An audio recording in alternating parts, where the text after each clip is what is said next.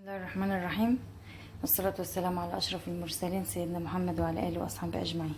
إن شاء الله النهاردة هنعمل مع بعض كده. احنا دلوقتي بعد العشاء عندنا احنا نغسل الشفاط ونغسل الأطباق دي مكان الغدا، ونرتب الأطباق دي، نشيل الأطباق اللي مش موجودة، نشيل الأطباق اللي احنا مش عايزينها، والحاجات دي ترتب، كل حاجة ترجع مكانها كده. طبعا الحاجات دي تترفع فوق ويتغسل عشان وقع فيه عسل. تمام. واوريكم بقى المطبخ بعد خطوه بخطوه كده، ايه كل شويه اوريكم حاجه. شوفوا بقى الشفاط بعد ما اتشال بقه،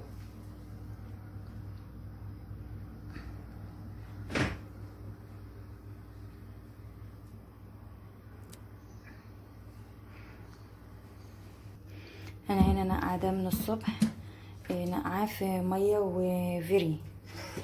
تمام، ميه بتغلي وفيري، والوقت هحط له الكاتل على النار برضو تاني، اغلي له ميه وافضي الميه اللي عليها دي، وعلى ما اشطب المطبخ يكون هو اتنقع له شويه تاني. انا صفيت من عليه الميه، هنزل عليه بالميه اللي بتغلي دي. شفتوا بينزل ازاي؟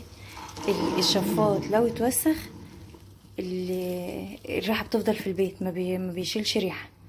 تمام كده.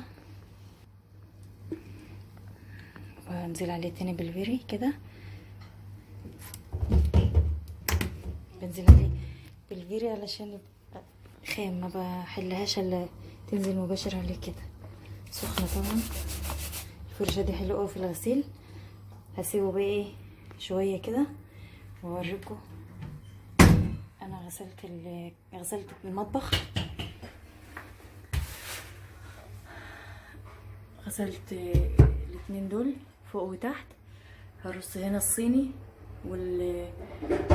كل الصيني هرصه هنا كده، وهنا البايركس والترامس اللي انا مش عايزاهم، ونكمل مع بعض واوريكم بعد ما ارصهم كده. انا رصيت الدور اللي فوق ده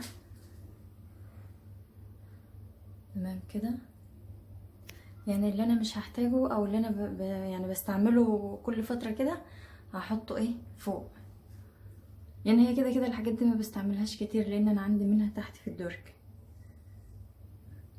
اكمل بقى كده.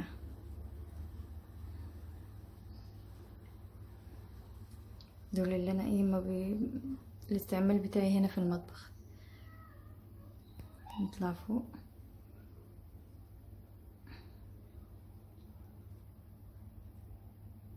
غير اللي في المطبقية برضو، سيسة مطبقية عايزة تتظبط. دي ترامس القهوة.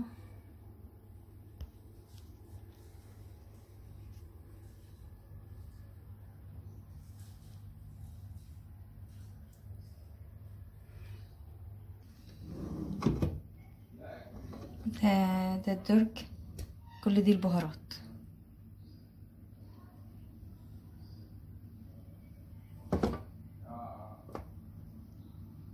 وشوفان وعسل وطحينة.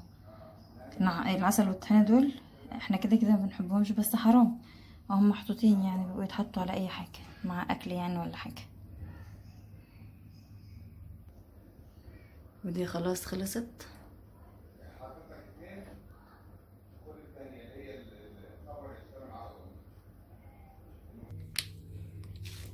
طبعا دول كانوا فوق هنا، بس كانت ايه بقى سواقة.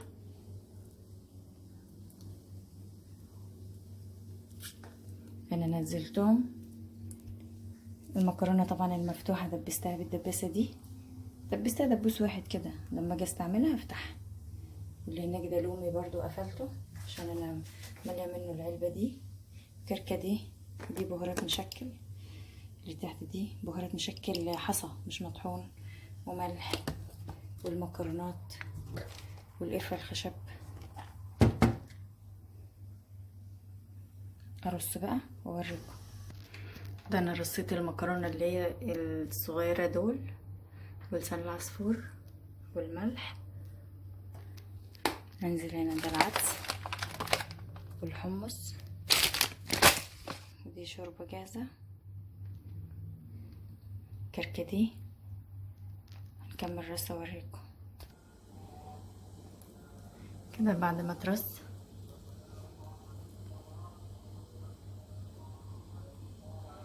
المكرونه المقفوله والمفتوحه والملح كل حاجه.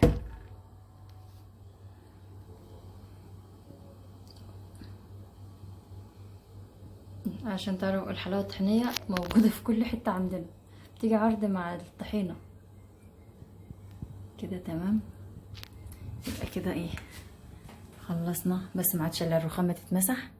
اللي هناك ده إيه مش وسخ، ده مكان اللزق، بحاول اشيله مكانه بيلزق الرخام. انا دلوقتي هحاول هشيله واوريهولكم. طبعا الحوض ده الحاجات دي يعني اكياس هتترمى، اكياس فاضيه يعني ايه، كان كل كيس فيه شويات كملته كيس واحد، يعني كل النوعين حطيته في كيس واحد. تمام، نرجع بقى لايه لده، وبعدين اغسل الرخامه بقى في الاخر. نبدا بقى نغسل الشفاط.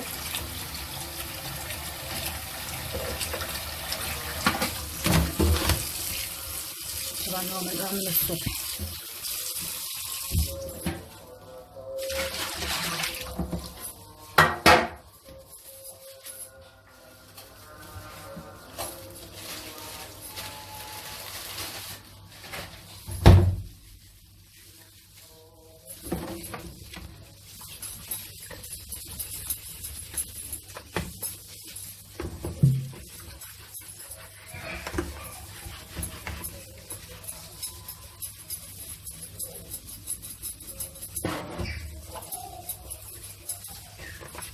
دي بقى الفلتر ده لو ما اتغسلش كويس ما بيشفطش.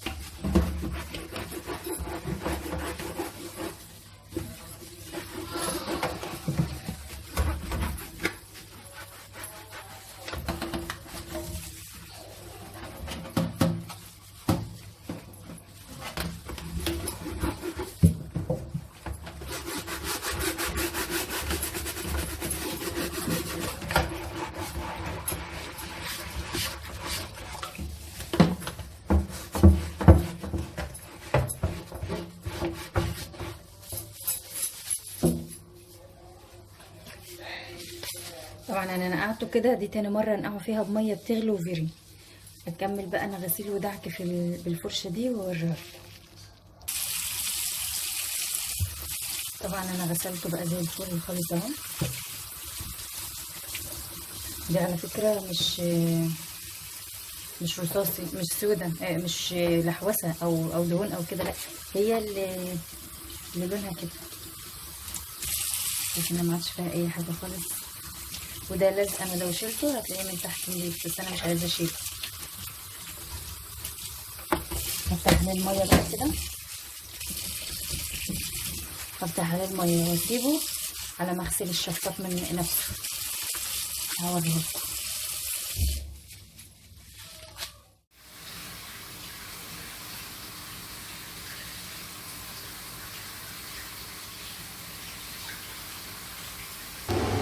سريعا على الصوت، انا شغلته علشان تشوفوه.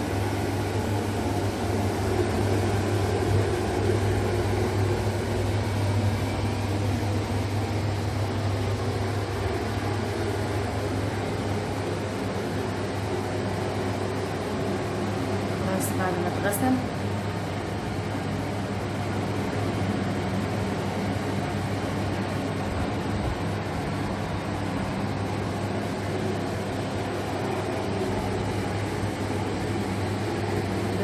ده المعلقة.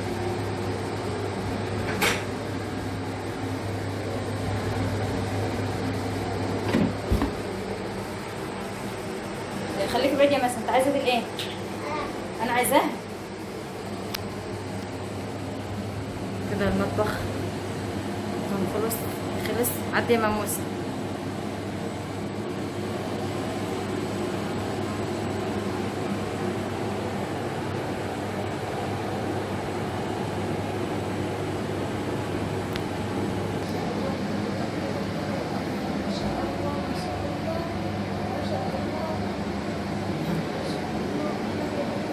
ربنا يخليني ليكم.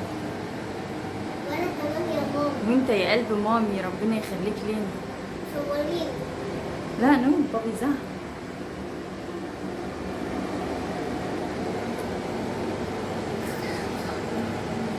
والارض اتغسلت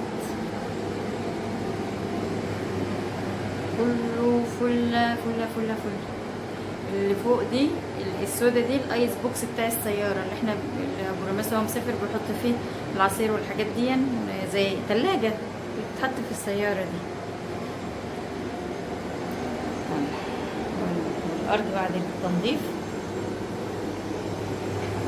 رجل الماموسه والاستاذ الشفاط اللي طلعنا على ما ننضف.